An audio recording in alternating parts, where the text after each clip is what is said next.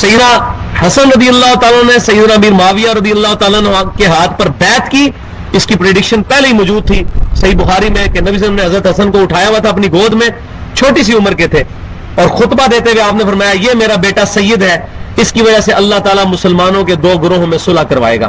اور امام بخاری رحمۃ اللہ علیہ اس کو نبی صلی اللہ علیہ وسلم کے معجزات والے چیپٹر میں لے کے آئے کہ حضور صلی اللہ علیہ وسلم نے 40 سال پہلے جو پیشن گوئی فرمائی تھی وہ بیان ہی اسی طرح پوری ہوئی، اور سیدنا حسن نے امیر معاویہ رضی اللہ تعالیٰ کے ہاتھ پر بیعت کر کے جو ہے وہ اپنے بھی خلافت ان کے سپرد کر دی۔ تو یہ کہتے ہیں تقیہ کیا، تقیہ کہاں سے؟ اگر یہ تقیہ ہے تو سیدنا حسین کو بھی تقیہ کرنا چاہیے تھا اس خبیث کے ہاتھ پہ یزید کے، لیکن نہیں کیا۔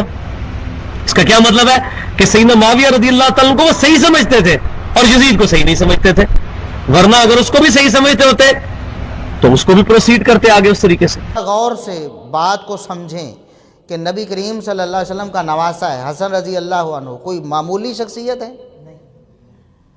وہ اندازہ لگائیں، علی کے بیٹے ہیں، فاطمہ کے بیٹے ہیں، اور حسین رضی اللہ عنہ کے بڑے بھائی ہیں، ان کے عقل و شعور میں، ان کی دانش میں کون شبہ کر سکتا ہے؟ ایسی عبقری شخصیت ہیں، اور پھر نبی کریم صلی اللہ علیہ وسلم کی بشارتیں بھی ساتھ ہیں۔ انہوں نے ایسے ہی فیصلہ کر لیا کہ میں اپنا اقتدار، اپنی خلافت جو ہے وہ سیدنا معاویہ کے سپرد کر دوں۔ پورے مسلمانوں کا اقتدار ہے، کسی گلی محلے کا، کسی ایک مسجد کا انتظام نہیں ہے۔ آج کوئی سمجھدار بندہ کیا کسی ایک مسجد کی کمیٹی بھی کسی نااہل شخص کے سپرد کر سکتا ہے؟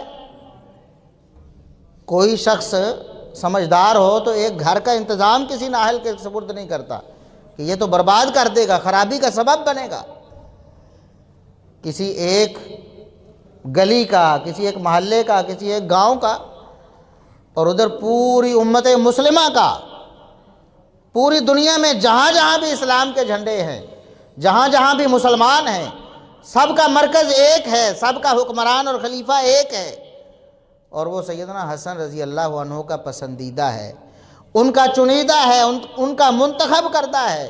تو حسن رضی اللہ عنہ نے بھلا ایسے بغیر سوچے ہی کسی شخص کو ایسے اتنے بڑے منصب پہ فائز کر دیا ہوگا؟